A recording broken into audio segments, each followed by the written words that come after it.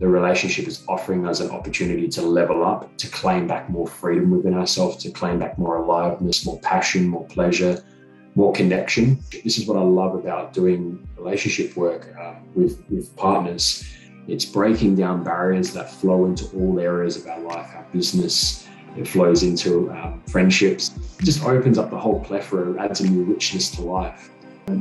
Yeah, when it comes into like those very dynamics, like there's just so much that plays out, you know, and like you mentioned, unconsciously how it comes up, and it challenges us, it stretches us, it really illuminates wounds that are deep within us, and that can be scary at times, and it calls us forwards, and it invites us forwards into meeting ourselves, but meeting one another in such a profound way. Welcome to your awakening journey. Today's destinations include higher consciousness and actualized potential. If all ascenders could now please be seated in a comfortable meditative posture, we're about to ascend.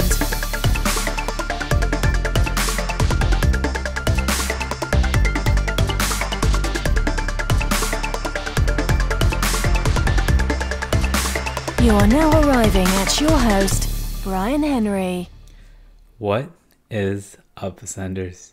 You're now listening to the Awaken podcast, a show in which we dive into some expansive, insightful conversations to assist you and the planetary collective consciousness in ascending to higher expressions of awareness, divine purpose, and infinite potential. My name is Bryan Henry. I am the founder of Together We Ascend and the Ascend Academy over at togetherweascend.com, and your host to the show. If approached consciously, a relationship becomes just about the greatest avenue for growth. Relationship calls forth in us up-leveling, initiations, and higher expressions of ourselves and our missions here. The growth that Greg and Kerryn Barwick have seen in themselves and in their relationship that they refer to as the third entity. And the work that they are doing in the world is a perfect testament to the power found in approaching relationship as the training grounds for growth that it is. These are two people, two beautifully loving people that I've gotten the chance to get to know. Greg especially, being that earlier this year, I had the opportunity to do some work with them. And the love that they are emanating for others and for each other can truly be felt. And so you're about to hear from a power couple that is doing some amazing work towards supporting others in deepening the connection, the passion, the intimacy that they feel in their relationships, not just loving relationships, but all the relationships of their lives. But I do think that this episode specifically will speak to those of you that may be in a conscious relationship of your own. Ascenders, before we jump into this episode, if you've been following along with the show and you've been enjoying it and been assisted by the content, I ask that you share this episode with 3 people that you care about to support them in their own ascension journeys. As we know, as each and every individual becomes a fuller expression of themselves in their journey of their personal ascension, this supports the all. So what do you say you support those that you care about and our collective by, again, just sharing this episode or this podcast with 3 people that you care about? Well, while I have you guys now here on a recording, let me officially welcome you to the Awaken podcast. I want to thank you both for being here. And for our listeners, I actually also want to say that, you know, it's been probably just about a year, maybe a little under a year now that you and I have connected, Greg. And I just want to throw a little bit of love at you in public and say that the work that we've done together and the relationship that we've had a chance to build upon, I've come to really believe that it's in relationship that we see the greatest amount of growth and remembrance. And so to have someone like yourself, as powerful as you are, as loving as you are, to have come into my life, to have supported me, and the work again that we've gotten the chance to do with each other, it's something that I'm deeply grateful for. So thank you for that, and thank you for being here. Kerryn, I had a chance to connect once prior to this, and all I have felt from you is loving support as well. And I know from the conversations that I've had with Greg, there's a clear sense that a lot of what he's become has been supported by the relationship that you two have. And he speaks, I'm sure you know this, but he speaks very highly of you. So I have more than one reason to thank you. Thank you for being all that you are. Thank you for the way that you're supporting him in doing so as well. And again, guys, thank you for being here with me on the podcast. Yeah. Thanks for having us, brother. Thanks for bringing us on your show and for that beautiful welcoming into this space. Yeah, it can be so easy to forget sometimes the impact we have on each other's lives, and especially when we're surrounded by greatness all the time. So I really appreciate you speaking to that, and yeah, it has been such a powerful journey.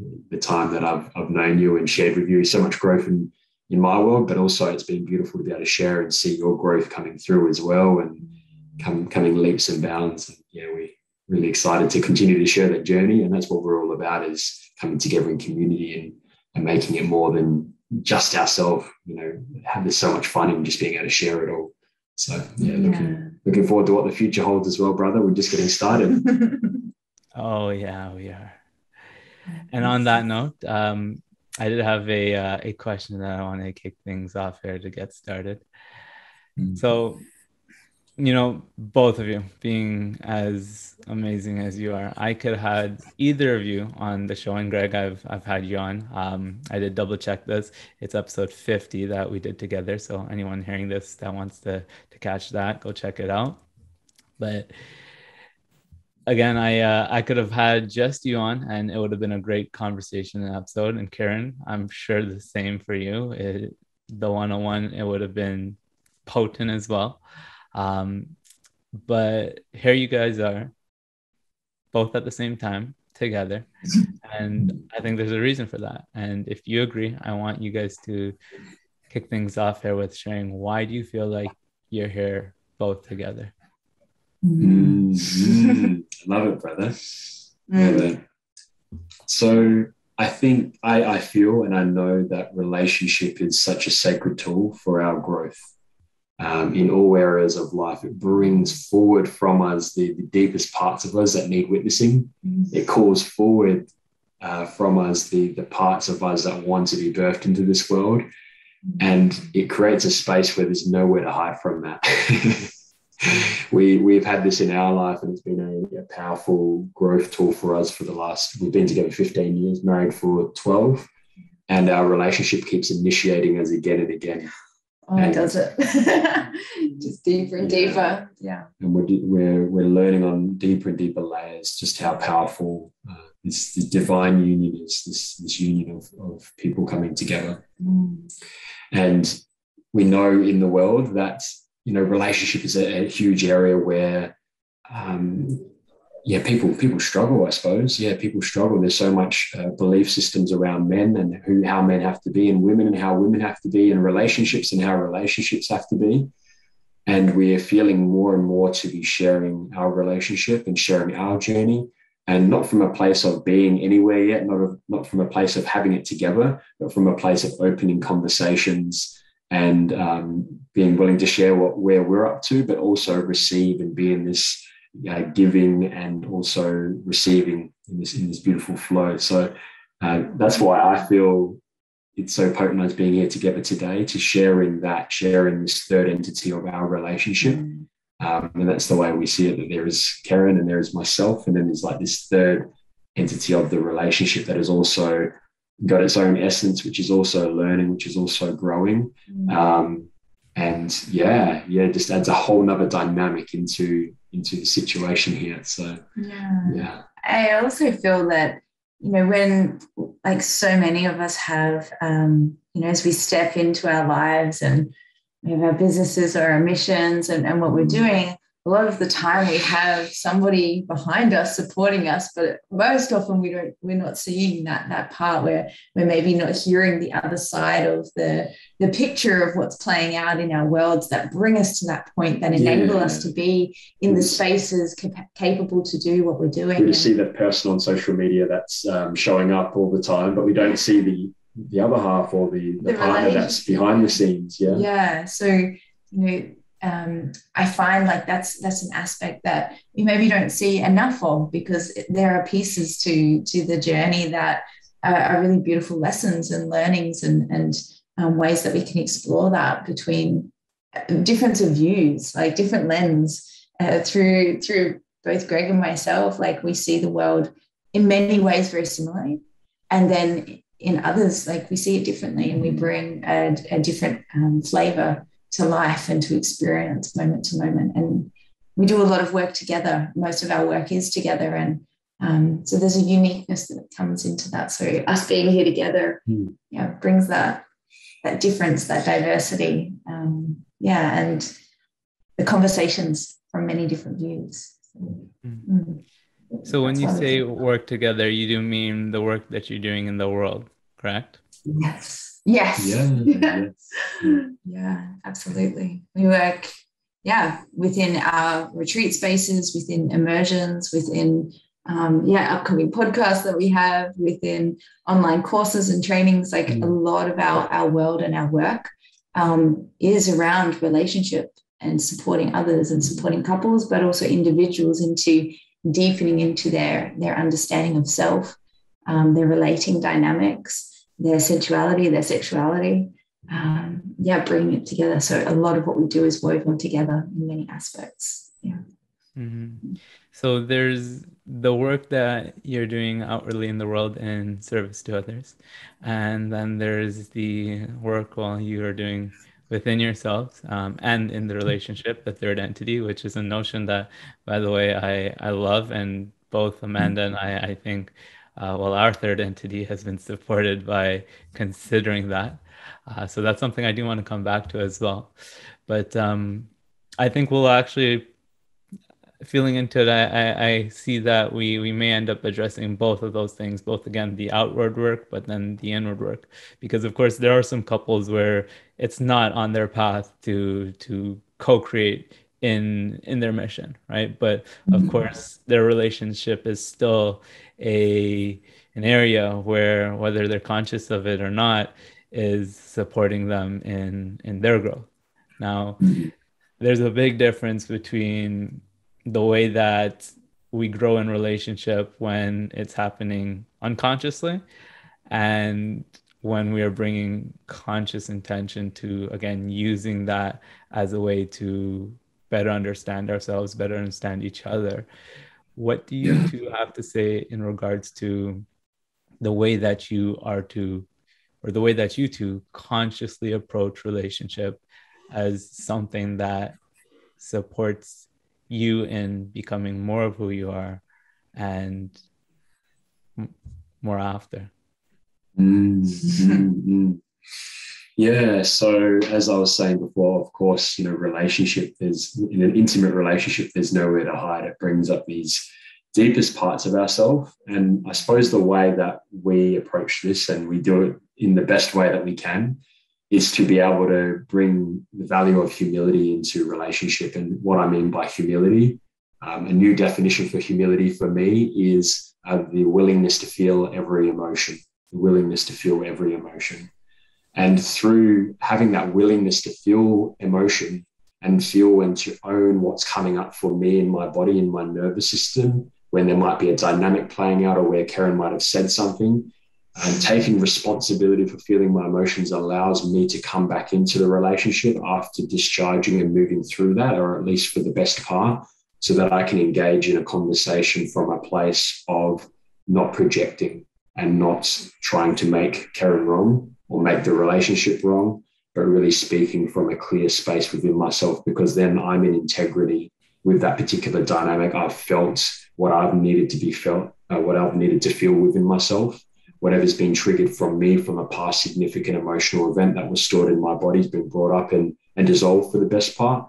And then we can actually address maybe some more of the dynamics that are in the relationship from there. But the other style would be, as you were saying, the unconscious way of approaching that would be going straight into reaction and speaking in and projecting our emotion back into the relationship, which just creates a storm, muddies the water, and we usually then, have an argument, we move away, and it becomes like a merry-go-round. It happens again. We push it down into unconscious, and it happens again a couple of weeks later. So, yeah, really approaching it from this place of full responsibility, understanding in relationship that both people have 100% responsibility to see where they're playing this out, because whatever's happening in the relationship is just a reflection of what's happening with each individual, and we're just mirroring each other's wounding, and use it as an opportunity to go deeper. Really, when we see it, the relationship is offering us an opportunity to level up, to claim back more freedom within ourselves, to claim back more aliveness, more passion, more pleasure,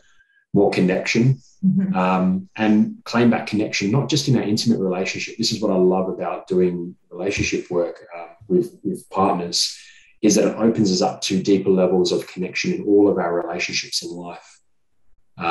If we can meet our partner in those deepest, darkest places that nobody's seen before, and we allow ourselves to be okay about releasing the shame and hold safe space for one another, it's breaking down barriers that flow into all areas of our life, our business. It flows into friendships. It flows into relationships with our parents, and just opens up the whole plethora, adds a new richness to life.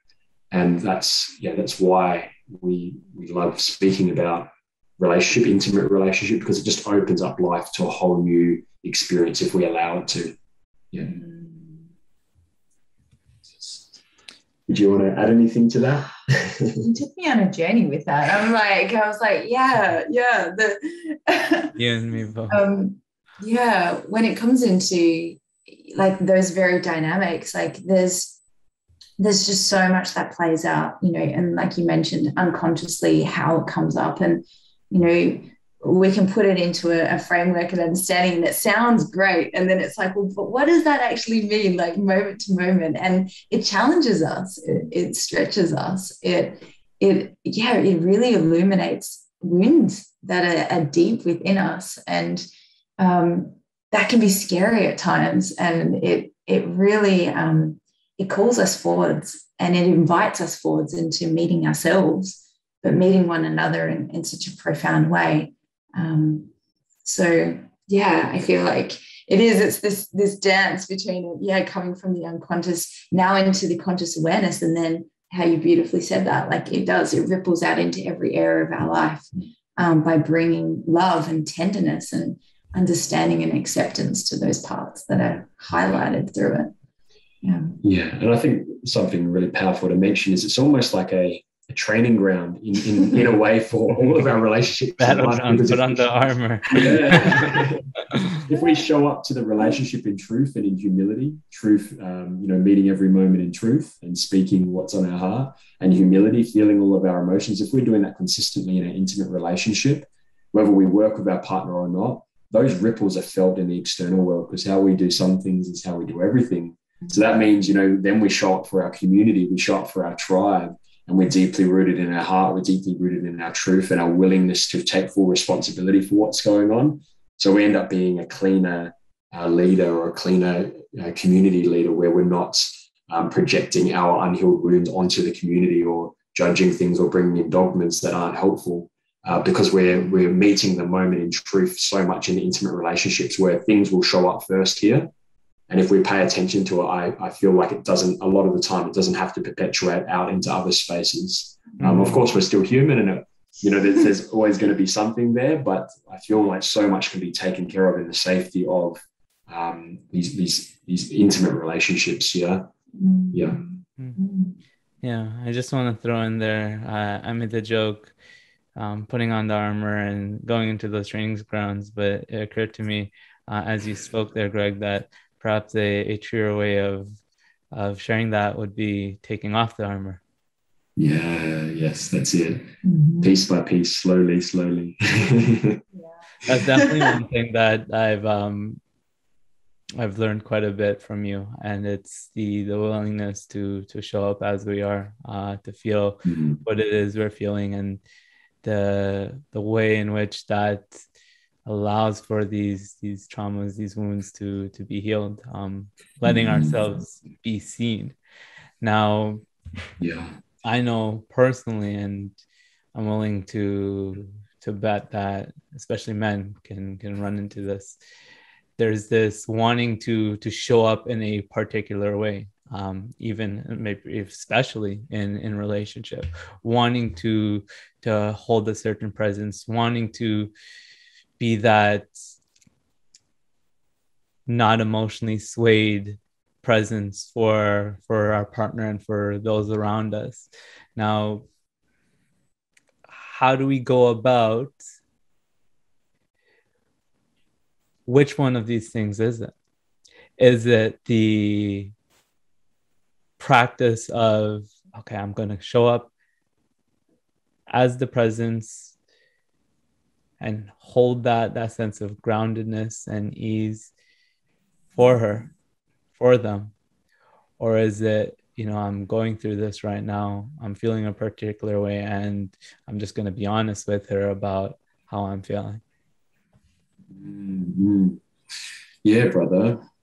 From what feels truth to me is from moment to moment being able to pivot between the two, because we can get caught up in like dysfunctional patterns where we are overindulging in our emotions, and we're getting something like we're getting a secondary gain from always sharing into the relationship, always having something like that we feel is wrong with us. Sometimes we can find that us sharing so much, we're actually getting energy from our partner. There, we're in a way we're getting attention, we're getting something from that. So sometimes that's not helpful, and other times it's completely needed, right, to be able to share deeply into the relationship. But it's about having that truth within ourselves, that willingness to feel it, and that relationship with our own emotions. And as I said before, having humility, so we're willing to feel the emotions, because things become a lot clearer when we are able to process through the layers of emotion first for ourselves before we come in. Mm-hmm. And just the same as like the expression of being the masculine pillar and holding space can be a positive expression, and can be powerful to hold a beautiful partner so she can bloom and come into her feminine essence even more.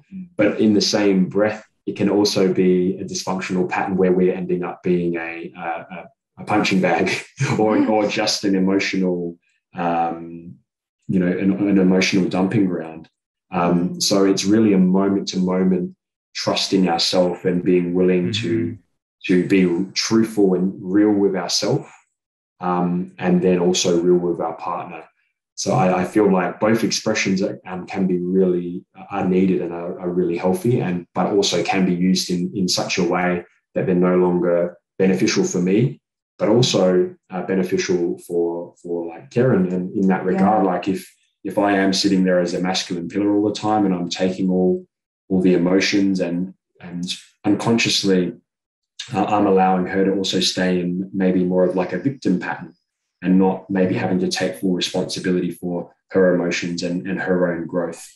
So and I feel like also like my own ability to really come into a deeper strength and presence within myself, like that masculine, that pillar within myself, because we both hold that. And one of the things that I'm most grateful for within our relationship and most challenged by is being in that dance, where there are times where like I've desired that. I've even said that out loud, like, I just want you to hold space. Like I just want you to be able to hold presence for me while I'm just in my storm. And, there's been times where that's been, what you've held for me. And then there have been other moments where it's like, well, actually, this is actually coming up for me, and that was an opportunity to be in this this next level of self-responsibility to go, oh wow, I can see that. I can see how I'm just putting it all with this expectation that I don't need to hold that strength, that I'm going to be held in this moment. It's beautiful to have, but then to be dependent on that, where it's like I can't hold that for myself, it's robbing myself of that fullness and that expression and that experience too. So I'm grateful for those lessons to learn that in the dynamic of relationship. What really drops in for me is like this saying, like, love is truth and truth is love.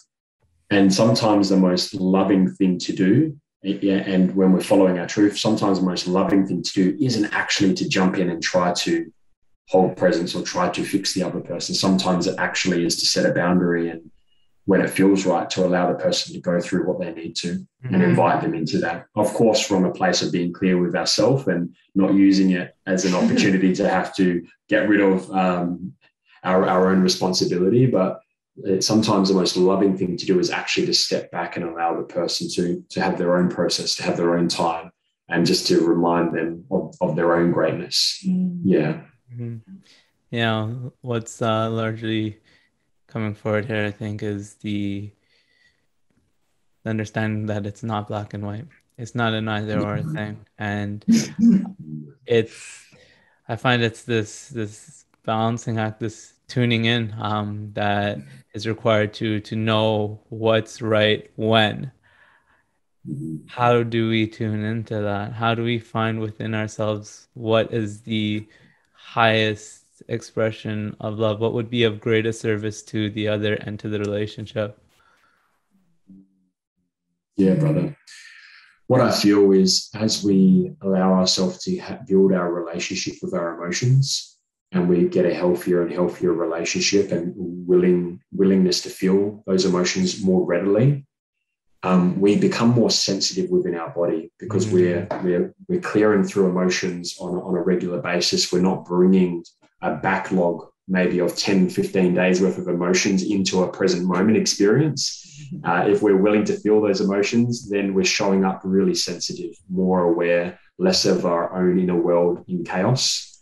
And in that way, there's a certain flat line of inner world state, which we can calibrate from.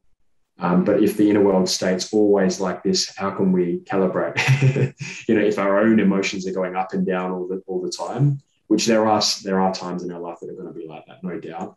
But when we can start to feel this flat line within ourselves, we can actually feel when it's my emotions coming up and when am I feeling it from my partner, when I'm actually tapping into their emotions and what's happening for them there. It's almost like a bit of a shamanic activation that happens within us when we have this stillness, that we can start to feel the emotion in the other and start to get a sense for where they're at, and also simultaneously where we're at. So yeah, that's sort of what really dropped in for me, that the willingness to feel emotions, we can show up more cleanly and thus be able to navigate that. And at the same time, like, we're all still human, and we're all still going to be reaching our edges. There's going to be times where we get it wrong. And I think that's the really beautiful thing, is when we're in a loving relationship where we actually we're here for evolution. We're here to do evolution together. We're here to grow and expand into our greatest selves as individuals, using the relationship as that. Then we give that leeway. We give that little bit of spaciousness to get it wrong. And sometimes in the getting it wrong and saying something we don't mean, and the other person giving us that unconditional love, and we can have the opportunity then to fall on our own sword, you could say.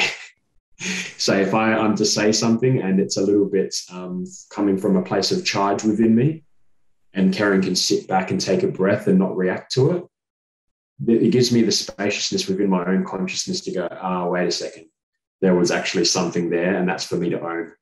So having that dynamic and having that willingness to allow the other person to get it wrong and realize it's not about me, it's not about you, it's just about us growing.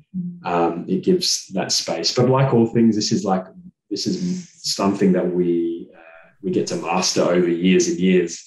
And I really feel we're not going to ever be there as like 100% in integrity with our relationships, because we're an unlimited being that's going to continue to grow. And with that growth, with that ability to continue to grow, means that there's going to be an underlying emotions that are going to continue to be there, because it's in the same sentence. It's like that unresolved emotion is also where the growth capacity comes from.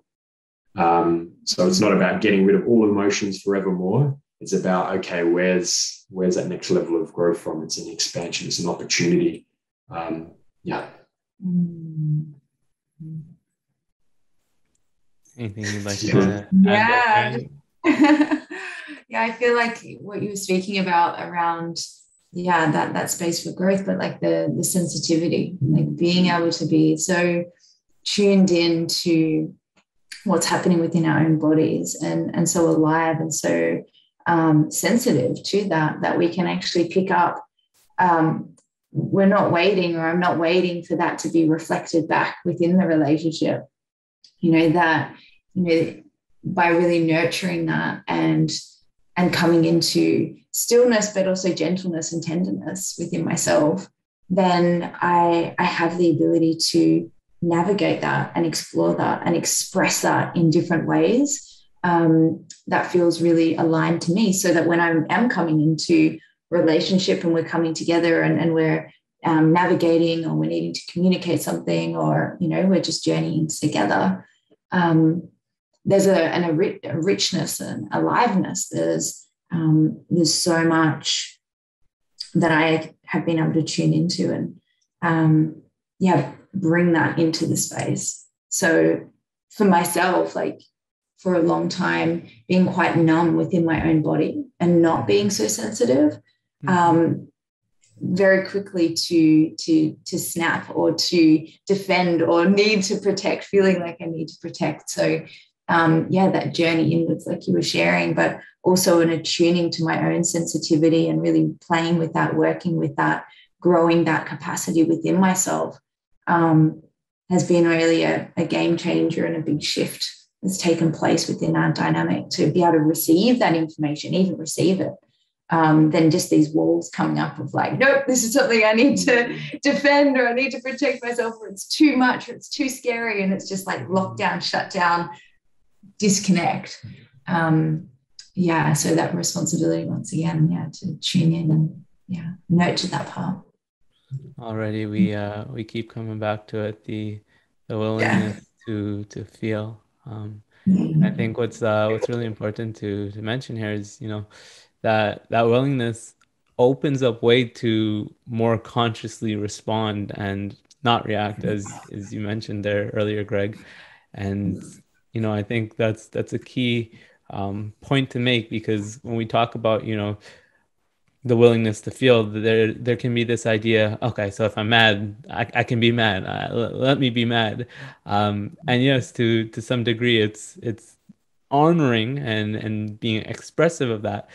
But again, I think I really want to drive home the point that it happens more consciously when you're being attentive and aware of it. It's not just about, okay, what does madness, anger look like in this moment? It's, let me feel this first, bring awareness to it, and then choose how I want to respond to that.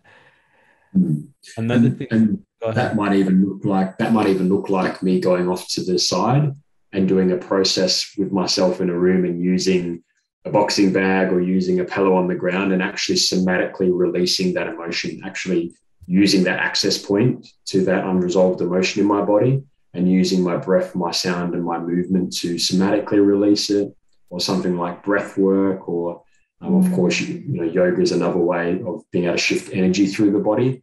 But actually releasing that, and before I come back into the dynamic of the relationship, and being able to take responsibility if I feel like, and I know in the depths of myself that if I don't release that, I'm probably going to create the same pattern and the same dynamic that might have played out 20 times before. Because usually we see these patterns come up again and again in relationship. If anyone else might resonate with that, this is something for us as well, that we've seen the same pattern come up in the past. And it gets to that point and that choice point of like, okay, I've got the choice here to engage in the same way I've done in the past, or to actually go to the side, to really move it through my body, to take full responsibility for it, and then sit with myself and to see if there's anything that I need to say after that. Because sometimes everything's dissolved and it was actually all just about me.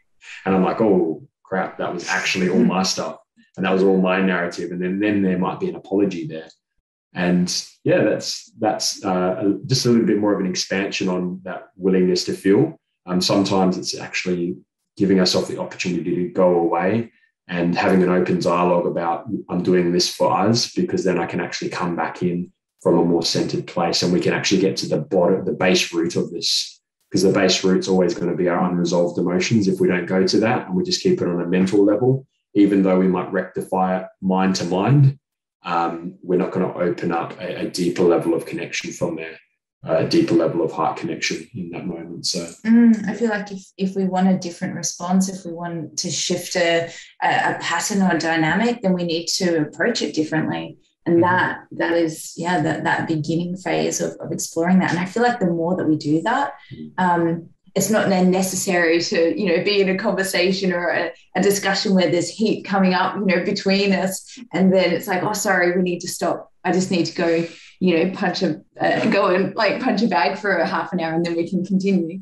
I feel like there's that time and that space where we develop it, and then we come into these moments again and again and again, and those pieces are no longer there, or they don't hold such a charge. So we are able to meet each other at a deeper depth.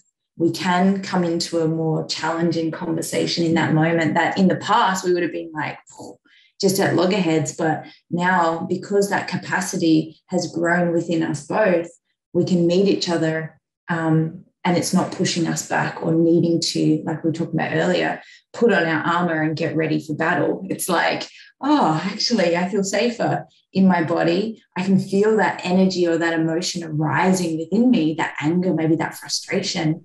And I can breathe in it, and I can acknowledge it in the same moment as holding presence for that other person, and being able to meet them in that moment. So, yeah. And sometimes in that moment with them, it's the perfect place to practice holding that. Another thing that really stands out to me here is the more that we become open and willing to feel what's occurring within ourselves, the larger container we become to hold the emotions of others. Big time, brother. Yeah. It's like, if we can't hold emotions within our own body, if we don't have a healthy relationship with anger or with fear or with sadness, and every time we feel that emotion, we grab our phone and we distract ourselves, or we go and work out, or whatever we use to avoid our emotions. We've all got our different things that we have used in the past or we still use. But if we're avoiding it there time and time again, what's going to happen if we're in a relationship, or one of our friends or our family members comes in and they've charged in their body, we all can feel one another. We can feel it whether we're consciously aware of it or not. We get drawn into the energy of another. But if we're not doing that and we're not comfortable within ourselves, when this friend comes to us, we're also going to shut down or try to avoid it, or try to take the conversation off into like love and light and bypassing, like, no, everything's going to be okay. Or to try to avoid it completely, and we're not actually going to be able to hold them at their depth to allow them to crack open fully. And this is where we work with leaders and facilitators to go so deep with their own embodiment, with their own relationship with emotions, and so they can go 3 layers deeper than they would ever have to hold anyone else in a space. And what happens then is, when they do step into spaces and they're holding spaces for other people just feel so comfortable in their presence. They feel so comfortable because that person's got so much certainty around their emotional intelligence and around this relationship with their own emotions. It's felt there's a unshakability within them. And when somebody's like opening up their heart to you, and you're able to sit in presence and hold loving presence for that person, it just can dissolve so much so rapidly just from the human connection. And I say just, but I want to actually remove that just, because human connection is the most healing modality of all, right? We've got all these powerful things like the breath work, the NLP, and the tapping and, all these different things that we can learn. But ultimately, when we can show up and meet somebody, because we first met ourselves, and we can meet that person from a depth and a presence and a love, we can just really blow their world apart in the best, most beautiful way. A complete reframing of what is possible for that person, and a complete reframing of the depth of what's available to them, and the loving compassion that's available to them. So it just almost like reminds me of we're not really religious, but I came from a religious background. They talked about like Jesus when he entered the room and him being able to heal people just through his presence.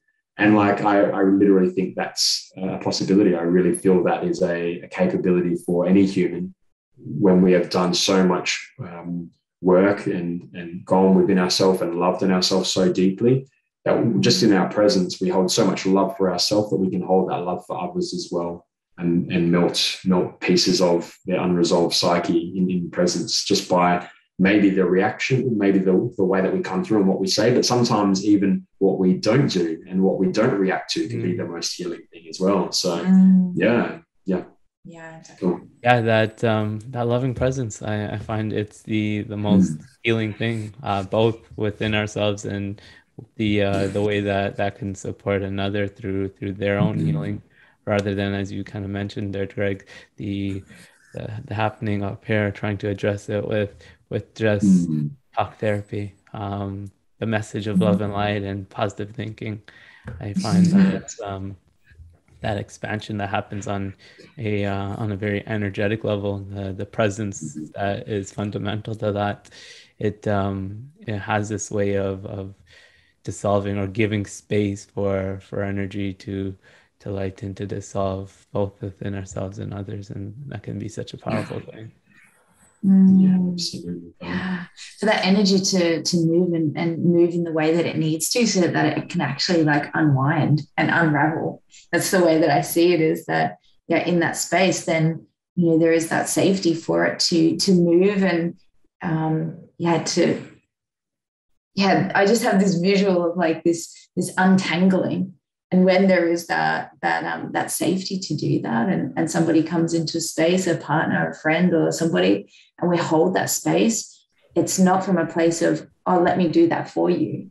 It's like this is a safe place for you to land.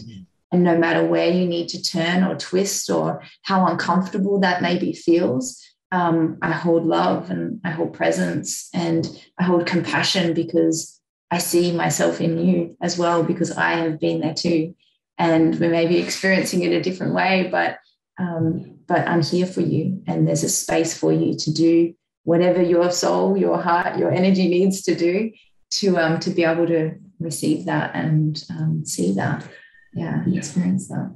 And like, it's just so definite within my truth that there's aspects of ourselves that we will never reach unless we allow ourselves to be accessible in relationship.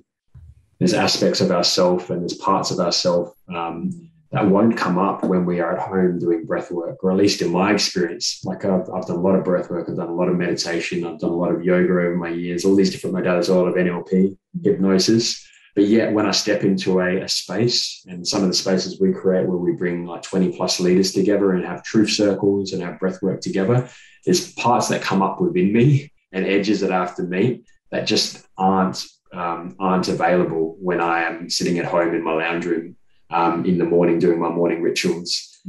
So this dynamic of relationship, whether intimate relationship or relationship with anyone, it's like a sparking point, an ignition point for larger levels of expansion and growth within ourselves. So that's it just really excites me how powerful relationship is.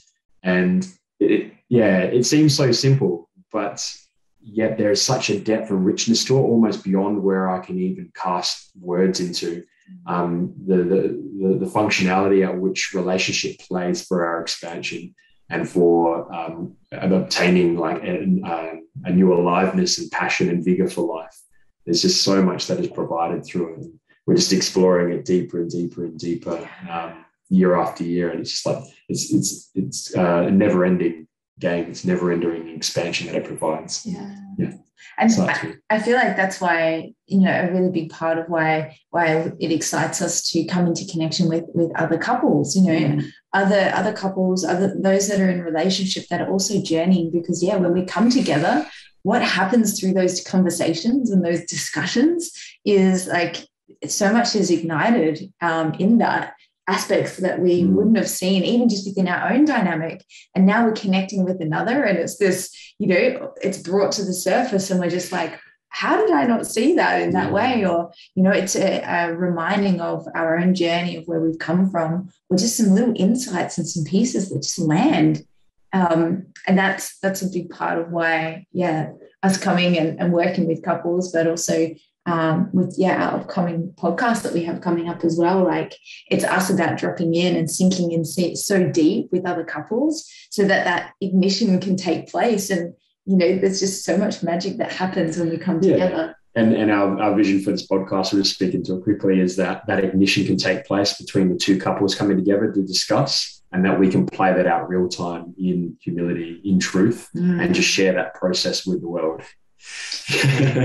So people can see the behind the scenes working, being as transparent as we can and softening into that, because of course it takes a lot of courage just to to actually go there and to allow it to all be seen. But this is really where we're edging towards in the coming months, is bringing that live and showing the inner workings behind the scenes of relationships, and or like getting rid of some of the, I suppose, the golden shadowing that people look up to conscious relationships, like, oh, they've got it all together and everything must just be beautiful and flatline, because that's not real. That there's always pieces that are coming up. We're always getting stretched into new levels of expression, and then with new levels of expression, there's new levels of holding that is required for that expression. So being able to show that and breaking down any golden shadow there. And also, showing all the realness and the parts that happen, and normalizing some of these things so people can really embrace their own relationships, right? So often we block ourselves through the shaming of, we shouldn't be doing this, we should have it all together, and we should be walking on the beach and sipping pina coladas and coming home on date nights, and life should be great between us. But every relationship has its challenges and pits that it goes through. So the more we can normalize that, the more I feel couples will just be able to really accept, hey, we're also on a journey. Yes, we're also growing. And yes, there are beautiful, beautiful, rich, intimate moments. And then there's some moments where it feels like my heart's going to fall out. And that's almost a normal process. As long as, of course, as long as it's respectful, right? Because there's other relationship dynamics that are also unhealthy. So, but we're talking here where there's two people that are really respectful and they're looking to grow together, taking responsibility, to give them an opportunity to wipe out some of that dogma around the way relationships should be. Yeah, and I think that will support the lessening of shaming taking place, and those judgments that we make. It shouldn't take away from those great moments when we find ourselves slip into something that might be a little bit stickier, right? If the longer we play in this idea that we're not doing good enough, I find the longer it will actually take to actually be that higher expression of love that we know it can be. But it's, letting go of that judgment as quickly as possible to returning back.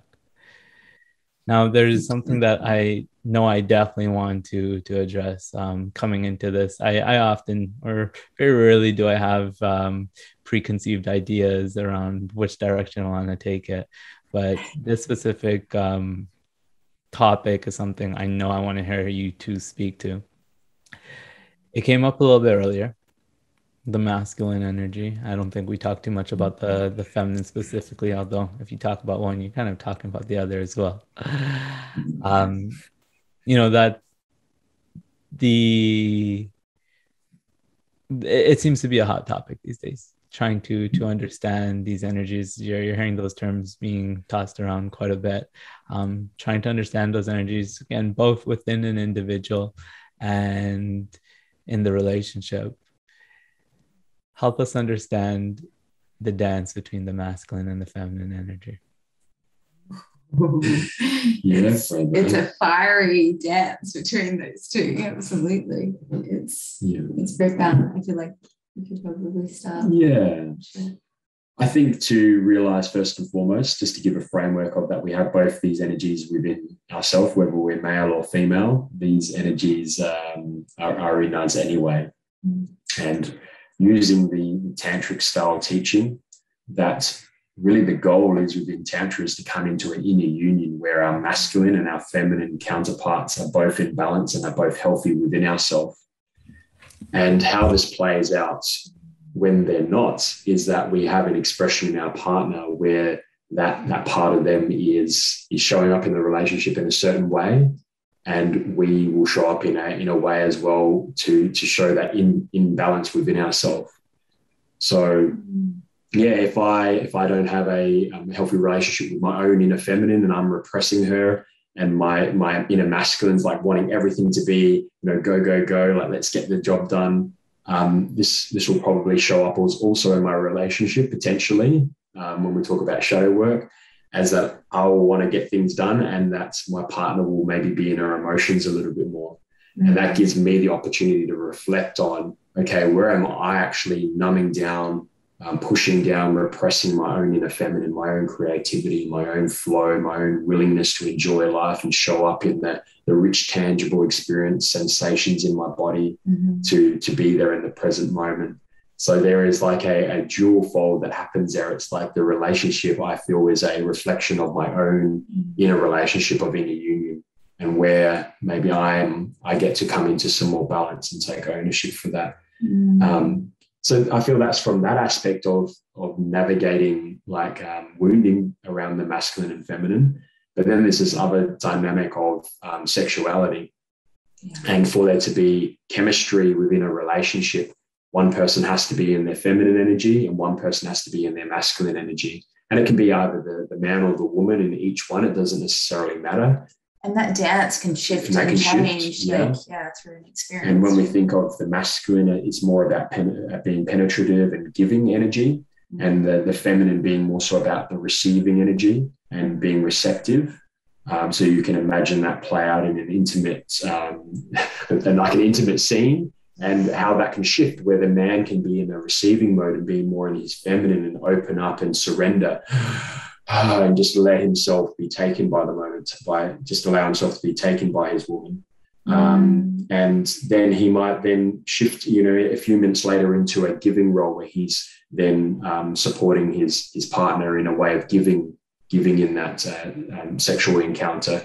So there's this backwards and forwards, but whilst the passion and the aliveness will be there, whilst the individuals are in an opposite polarity. And the wider apart that polarity is, the wider apart the relationship between the masculine and the feminine, the more the one is in the feminine, the other one in the masculine, there'll be more charge and chemistry there. But what we find with couples that we've worked with, and even for our own relationship, when we're both in our masculine and we're both in like work mode and wanting to get things done, there's no chemistry.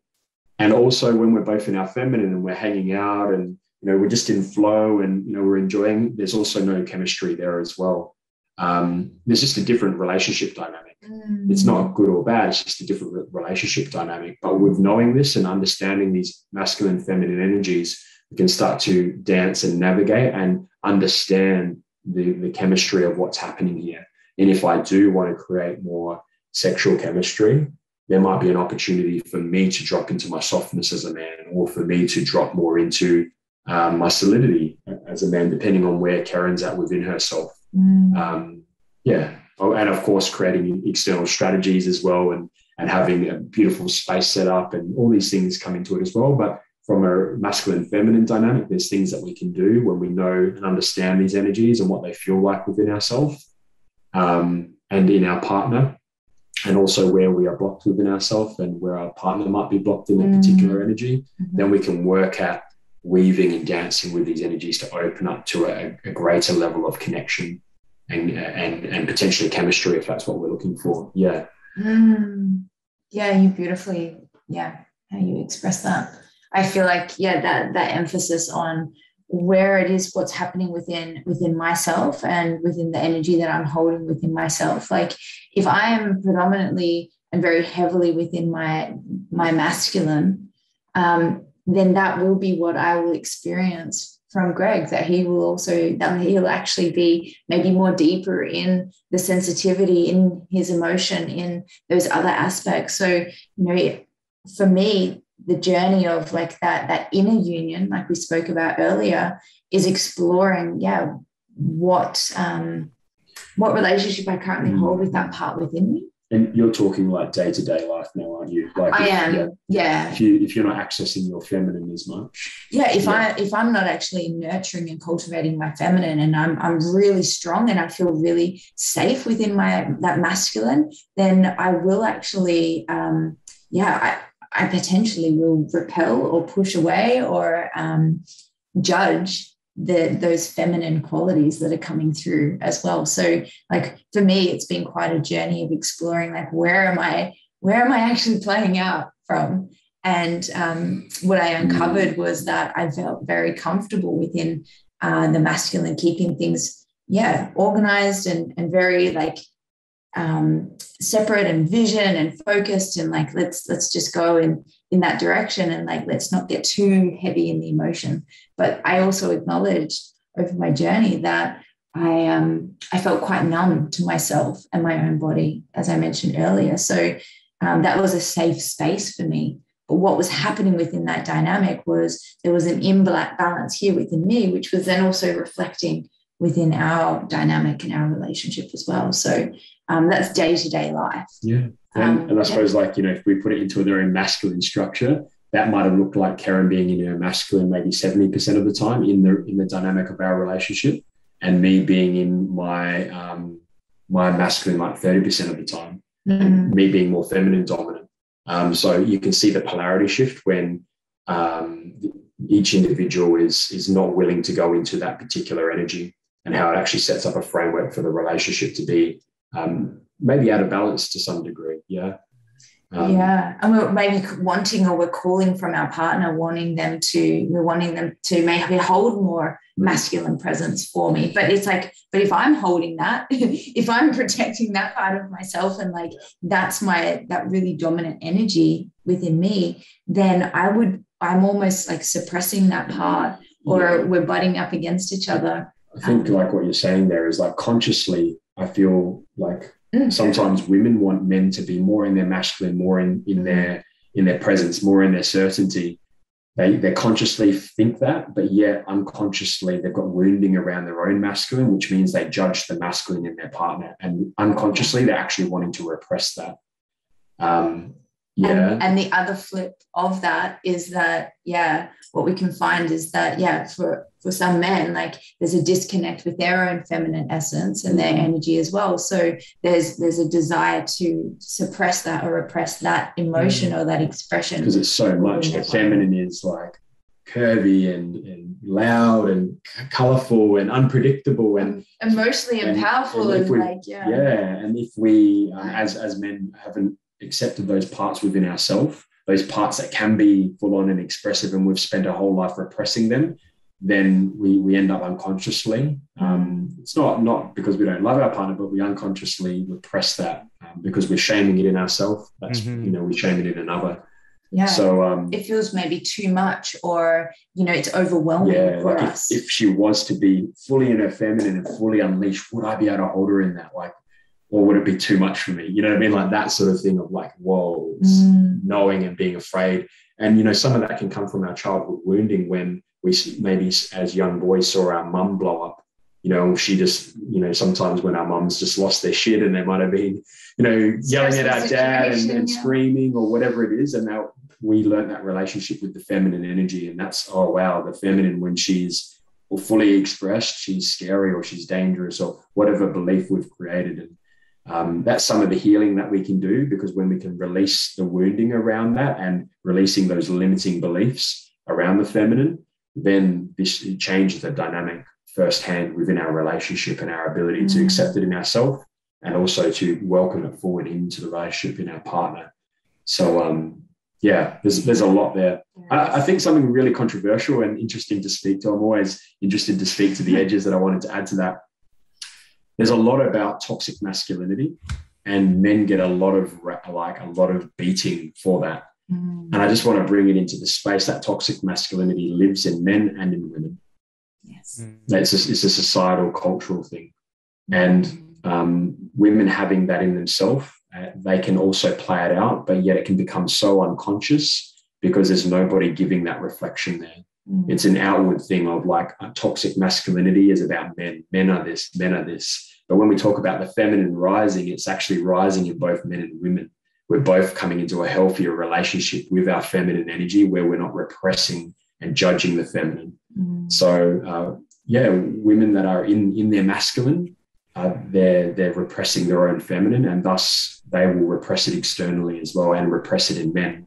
So you can see how it can go back the other way from that very dynamic, and it gives an opportunity for us all to take responsibility, realizing that we've got this dynamic of whether we're judging women or we're judging men, we're also judging ourselves and repressing ourselves in this aspect of ourselves, be it masculine or feminine. Yeah, repressing it in our men, but also repressing that part within ourselves, and also repressing that part in other women. Yeah, other women. That dynamic that it plays out from this, this beneath the surface competitiveness, or this need to overpower or have control, or, so it can come up in really subtle ways. And I love that you've spoken to it, because it can be so spoken to that it's connected to that it's just with men, but it's very, very deep within women. And to be honest, it's actually quite it's so unconscious that it plays out a lot in the shadows, and we see it a lot, and we've experienced a lot where bringing that through. There's a lot of wounding because of the journey that women have been on around their own journey, around their own safety within their own experience of self and others, and the dynamic that has played out between masculine and feminine, but also men and women, and the wounding that's taken place over generations, over centuries. So there's a lot that comes up and comes to the surface. Just wanted to throw that in. It's always an interesting conversation. Just to finish that piece, I suppose it's like realizing that any time that we're judging the masculine energy, we're perpetuating in the world the very thing that we don't want. So if we don't want the controlling, dominating, overpowering energy, and if we need to then heal that part within ourselves, otherwise we become part of the problem, because we're just creating more of that within the way that we're interacting with the feminine, whether it be in a man or a woman, repressing that side that wants to feel the emotions, repressing that side that wants to be more in life and be more loud and be more expressive. When we can heal that within ourselves, then we welcome that in others. And it doesn't matter if we're a man or a woman, it's a journey for both of us. So we're actually sharing that more than what we know. It seems that the judging of the feminine is at the root of the toxic masculinity. Would you say? Now, understanding that these two energies within ourselves are constantly at this in this play, and it can shift. It can shift at any given moment in time. We can be in one energy or be called into one energy more than the other. Actually, one other thing I want to kind of recap there is that union and that harmony within ourselves is important in having that be reflected in the relationship. When we are out of harmony within ourselves, then it ends up, I kind of consider it to be this compensation that ends up happening. You see what I'm saying? In the other person, this compensation for perhaps an energy that's not coming forward as much as it would be healthy to. But in understanding that, a man doesn't always have to be masculine dominant, and then there may come those moments where he's being called more into his feminine, and perhaps the woman more into her masculine. How do we know what is harmony in any given moment in time?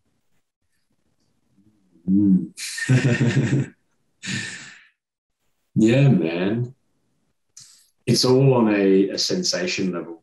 Like it's all on a sensitive-based level. And it really depends on, like, this is where we bring our consciousness in with our primal body, right? Because we're talking a lot about intuition and the body and feeling our way through, but then bringing in our consciousness for what is our outcome here? Like, what are we wanting to achieve here? Are we wanting to create a harmonious dynamic to get things done within our business as a couple? Are we wanting to make a decision about buying a new house as a couple, or are we coming into intimate relationship and having sex and opening up to intimacy? And they can all be harmonious, but yet the balance will be different. How do we know this?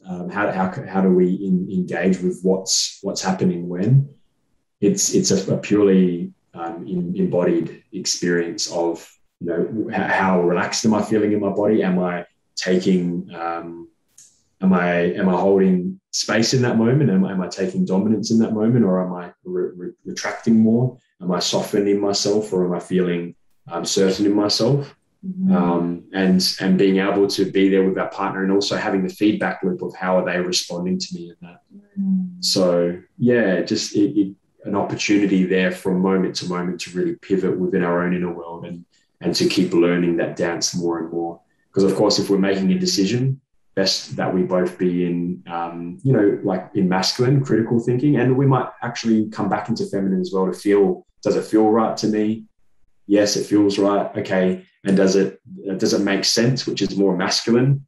Yes, it makes sense. So yeah, there's opportunities for us to play in both there as well. Yeah, I completely agree with that. And yeah, I feel like that harmonious balance is ever moving, ever changing. It's like a dance. Yeah. It's like one step forwards and the other one moves, and the moving back and forwards and the shifting. It reminds me of like bachata, or like, you know, some of these sensual dances where it's like there is a constant moving from different angles and directions, and one moves forwards and one moves sideways. So to then take that and say, well, that's what harmonious is, and that's how it needs to play out in this situation and that situation and in this environment.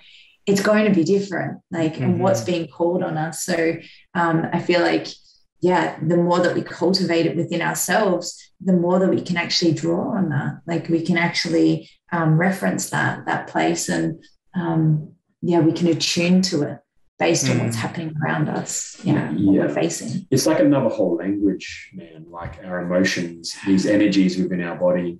It's like another whole language that we're learning as a human race, coming into finer and finer sensitivities, more ability to feel it as we're releasing layers of stress and tension and trauma from the body.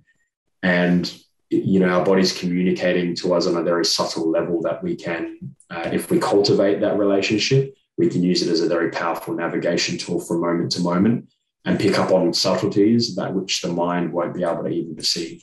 That the frameworks or the belief systems of our mind would get lost in, yet our heart, or I use heart as an establishment for sensitivity a lot of the time, because that's where we feel. That our heart will be able to guide us, where our head will be lost. The head will be lost in belief systems. And we're seeing that a lot in the world right now, where there's a lot of information happening from all sides. And it's almost too much for the conscious mind. Like, it doesn't know what to believe anymore, because there's so many arguments for or against things. And then there's an opportunity here to go, okay, well, how about I drop into my heart? Let's feel what feels right. And then from that place, the mind can become a really good servant to the heart, into being able to intellectualize what's happening here and what we can feel here, what we can sense to be true. And then we can cross-reference that to the mind, secondly, as a secondary measure, but firstly coming from our heart. Because it's so interesting, we've actually got more neural pathways running from our heart up to our brain than we do from our brain to our heart. So that would suggest potentially, if I was to lean into it and put myself out there, that this is actually meant to be the place that we operate from. We're meant to operate from our heart, and this being our first brain, our first ability to be able to interact with the world is through feeling. But yet, of course, when we're numb from our body, we don't have that accessibility, and we settle for the mind, or it's just so normalized that, and we're such a logical based, scientific based culture that is, does it tick the box? Is it right or is it wrong? Is it good or is it bad?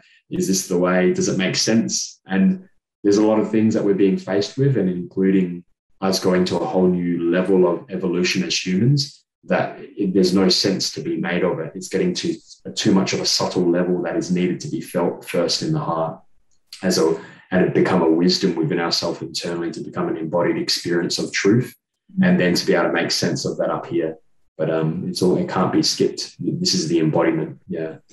Yeah, I feel like it's like you mentioned, it's a learning, but it's a remembering. Like it's our innate wisdom, it's our innate ability, right, naturally, because when we're taking in information from around us, we're taking it in through our senses. Like we're literally tuning into the feeling, the emotions that are rising. What does that mean? What does that, like, where am I drawing that from? What can I see? What am I tasting? Like we're actually drawing it in through the sensory being, through our emotional being, and then we're processing and putting meaning to it.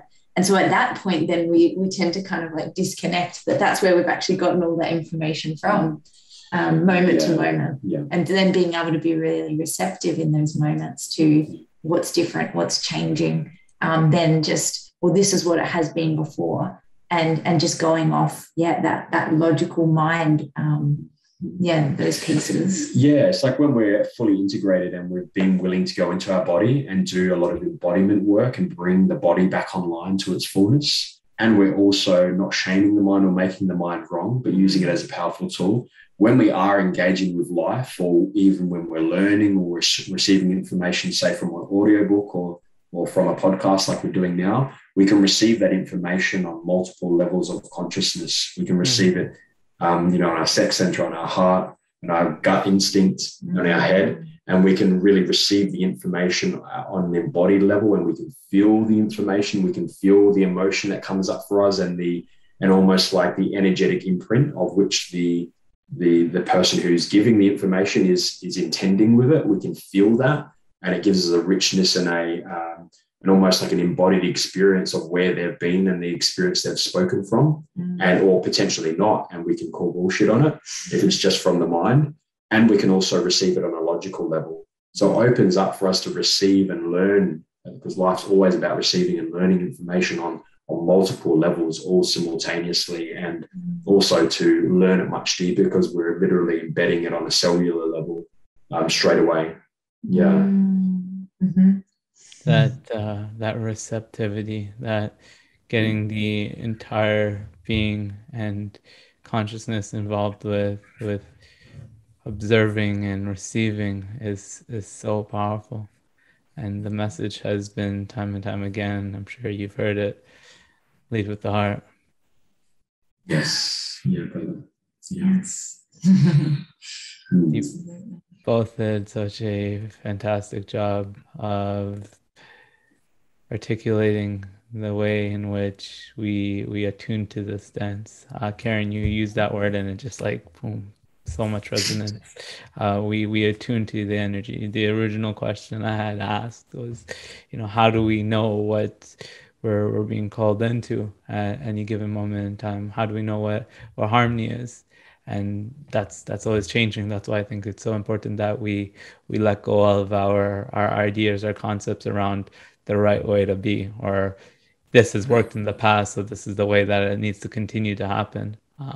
If things have changed, it may not be the best way to approach things in our relationships and our missions. So attuning to that, which, as you again both have done an amazing job of articulating, is this embodied practice that happens far deeper in so much more than just what's going on up there. And our desire, I feel like, as we grow and as we evolve within our relationships, like there would be a desire for us to change, like for us to be ever evolving and shifting and And that brings with it, that attuning again and again and again, because if we're sitting in the same place that we were 6 months ago and we're bringing in our preconception of like, okay, this is how it's going to go, and like this is what's going to take place, and in this environment or this conversation it always goes that way, and we're not really moving, our relationship isn't growing. Like, where is that life force energy that's moving through us and expanding us, and that's the gift of relationship. Like, it's one of our most powerful evolution tools, is where we grow in the most. It's within that dance and that constant attuning and learning. I feel like we die, like, or we we come to a standstill or a stagnation if we're just meeting each other at the same place again and again. And that's not changing, or we're not actually learning something new about each other, or we're not experiencing the edges of our relationship, or we're not maybe challenging each other's views on that and being able to be in that unfolding. What's actually happening? That's a powerful conversation to then ask ourselves, like, is our relationship growing, or has it become stagnant? Has it become predictable? Has it become the same? And it's a beautiful place to reflect and go, wow, okay. And what part of us maybe wants it to stay the same? What part of us wants it to not maybe, continue to stretch us in those ways, because maybe it brings up fear, maybe it brings up uncertainty. But that's a very sure sign that things are shifting and changing in our lives if we're not in the same place we were even a week ago. If we're meeting each other in a new way and in a new energy, and in a different dance of energetic play that's happening, it really reflects a growing or a shifting relationship, which is powerful. It's like, I like to refer a lot to nature, because it's the beautiful teacher, and we are just nature at the end of the day. Our relationships are nature. We see the relationship out in nature as well, the relationship between the grass and the animals, and how it all works in sync, and it's all changing and being a birthing and a dying off. And the same with our relationship and our relationships with others, as a continual rising and dying off. There's different seasons. There's an autumn, there's a spring, there's a summer, there's a winter, and seeing and allowing those seasons to take place, allowing that death and rebirth to take place. Because if we try to put us down on that, it means death to the entity. It means death to the thing that is. There needs to be the dying off and a rebirthing process. And we can't really stop nature, hey? No. Yeah. No. And if we do try to stop it, we just repress ourselves and numb ourselves out to the point that it's still happening, but we just don't feel it. We don't have the ability to consciously have awareness of it happening within us. And life just then sends us all sorts of signs to wake us up, to allow us to get back into the driver's seat again, to get us back engaging in life again. And we don't have to wait till then. We can evolve by choice or by chance. We can choose to evolve and face the moment, to face the moment in truth and humility, or life, or you could say God, as caring as he or she is, will give us the opportunities to nudge ourselves back into feeling life again, and feeling and engaging in life in embodied experience. But at that stage, then there'll be a backlog of emotion that we need to feel.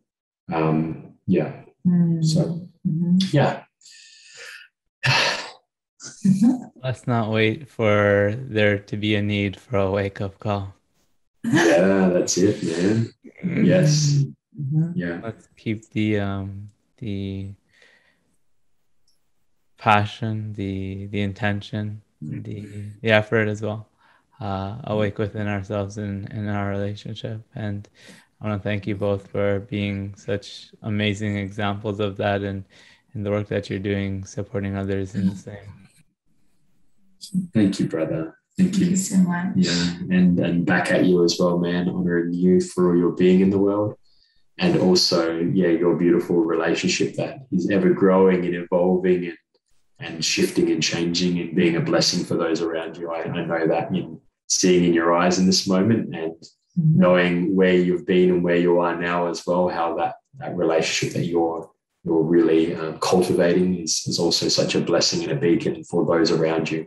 and seeing what relationship can be compared to what we've told it is. Yeah. So thank you as well. Yeah. Yeah. An incredible pillar and foundation on which, you grow and you share and you continue on your mission as well. So I do have one final question for you too. Greg, I would have asked you this back in episode 50, but we're in a brand new moment. So I do want to hear from both of you when I invoke this. But before we do, tell us, guys, where can we find out more about you and what you're doing? Tell us about the Creator Academy. I don't know how much of the audience is from Australia, but if you want to mention the retreat as well, whatever you feel inspired to share about. Yeah, thanks, brother. Best place to connect with us is on Facebook, under Greg Barwick or Kerryn Barwick, or we're also on Instagram as well under those same handles, Greg Barwick and Kerryn Barwick. So that's where you can connect with us. And in terms of our retreat, it's coming up in about 3.5 weeks here in Adelaide, South Australia, in beautiful McLaren Vale region, which is like a winery region. So we're right out in nature.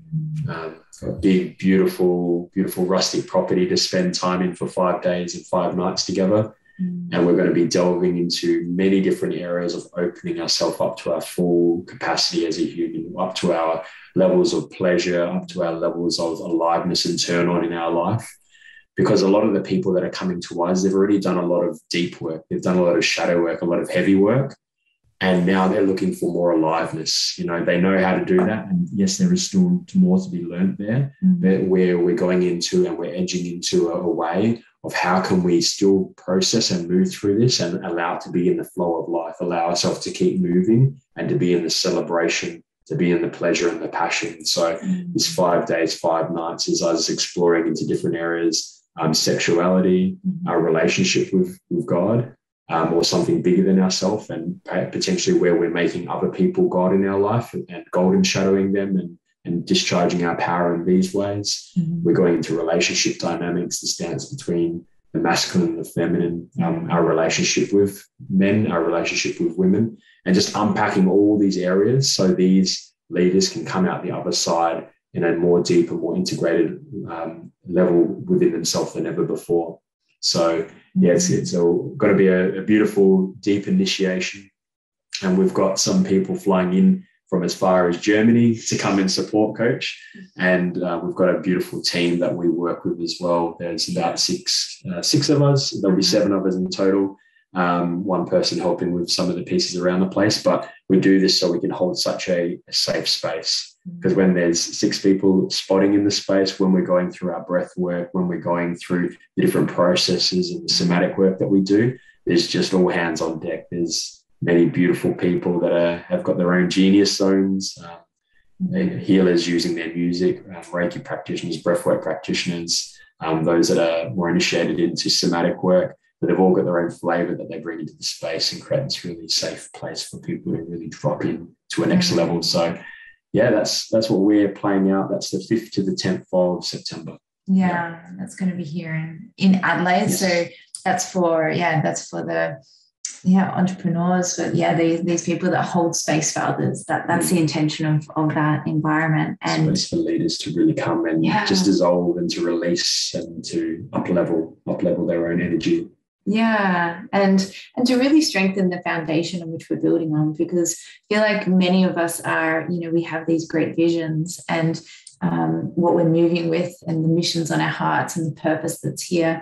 And as we grow and we expand within that capacity, we're asking for a stronger foundation to be able to hold that. When we go wider, when we go higher, then it starts to, we find those pieces where we're a little bit more shaky. We need a little bit more of that structure and that holding around us. So a more solid base underneath us so we can keep building higher and higher without it crumbling. That's why we go into those areas within humanity and the retreat. And the other aspect that we're really, that we're going to be launching within the next week or so is, as we kind of mentioned tonight, into a podcast that is called Couple on a Mission. And the intention is to come into deep intimate conversation with other couples and really open up the transparency and the truth that plays out in people's lives, so that we can really learn and grow and hear about their practices and what nurtures their relationship. We get like an insight into the world behind the scenes, behind the curtain, behind the powerful heart leader out in the world doing their thing, or doing it beside each other, like what's happening within their dynamic of their life and their relationship to enable them to do that and to be there and to live in that way and embody what they believe. So sharing of wisdoms, but also sharing of realness and rawness and the humanness of relationships, and a beautiful mix of that, and really creating a sacred space like you have here for that to all play out firsthand and be shared with the world. So that will you'll be able to access that through our social media feeds as well. We'll be announcing that and giving access to that through our social media as well. So that's coming up as well. And and as we've mentioned, if there are those in Australia or those internationally, we have online courses. We also have different immersions and experiences that we hold online that'll be coming up in the next 6 to 12 months as well. So, but everything that you can find is through our social media platforms that we've mentioned. So, And of course, links to everything you all mentioned will be in the description, including once you guys get that podcast launched. Please do let me know. I'll throw that in there as well. Super pumped up. I mean, just personally to even consume that content. That's an epic idea. I don't know if there is one, a couples podcast where you're bringing on other couples to join you. I don't think I've ever heard of a podcast that's doing that. So you guys are about to carve yourself your own niche, I think. And it's an absolutely incredible idea. And I don't think I know of any two better souls than a couple to initiate that. So congrats on even just having the intention of doing this. I'm looking forward to it. You guys are going to have a lot of fun creating in this format, and I know the world's going to have a lot of fun receiving you. Thanks, brother. Thank you. Thank you so much. Yeah, it's been on our hearts for quite a few years, actually, this idea. So it's exciting that the timing feels right, and it's exciting. This feels like there's a lot to be shared in that space, and it's going to be fun. It's going to be really fun. So. All right, family. One last final question for you. Okay. Greg, I don't know if do you remember the question? The grand finale question? I can feel it. I can't remember it. Well, here it is. You both have just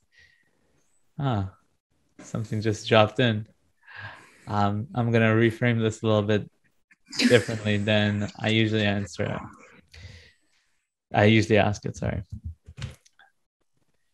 You all just realized the power to telepathically communicate to all couples. What do you say? Telepathically. Yeah, I would say take a breath and really allow yourself to be in that deep richness of the moment with whatever's being brought up through the beautiful dance of relationship, whether it be the pleasure and the ecstatic bliss, or whether it be sometimes the pain, and see that it's all part of the same cycle, see that it's part of the unfolding and the becoming and the unleashing of your power and that next level of beauty that is asking to be birthed into the world in and through you. Like your relationship is there as a beautiful blessing and a gift for you in your life. And by seeing it as such, we allow it to initiate us in such a way.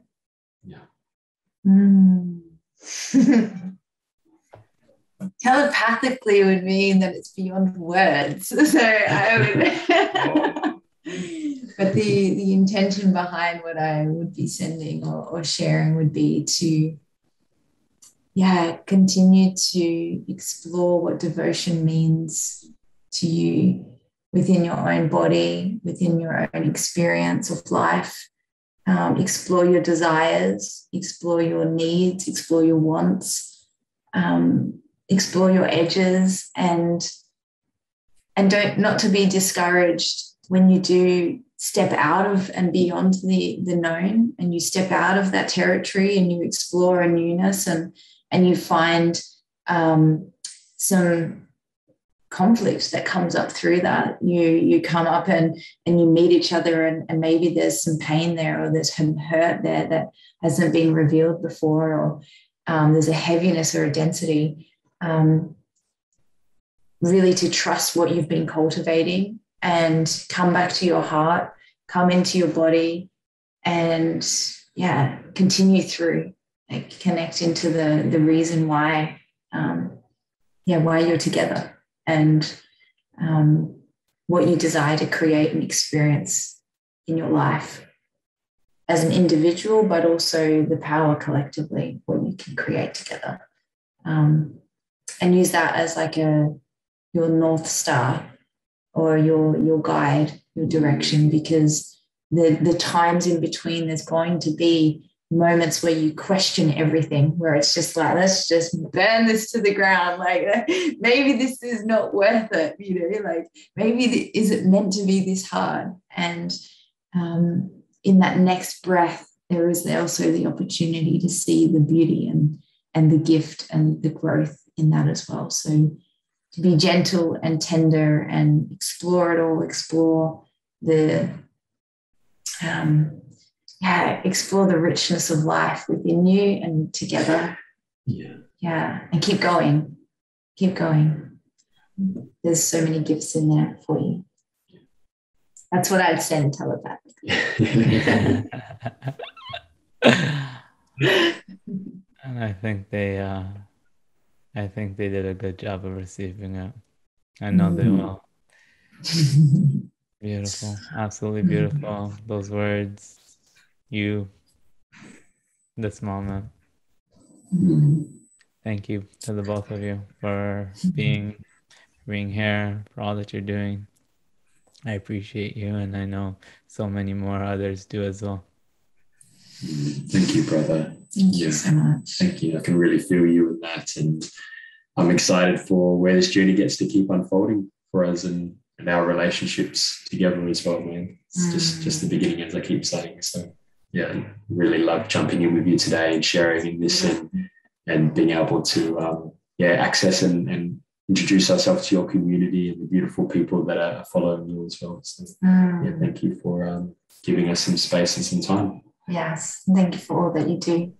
And the incredible work that you're doing as well, creating these safe spaces for us to land, for others to land, but to get this message and these messages out to the world. So thank you. Take care, you too. Thanks, bro.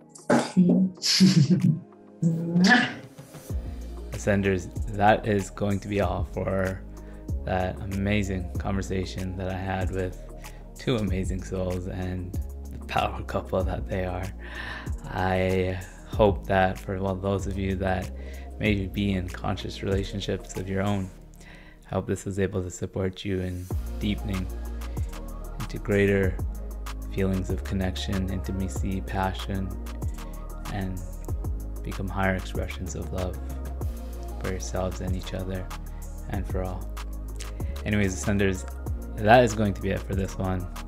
I want to thank you for tuning in. And until next time, keep ascending.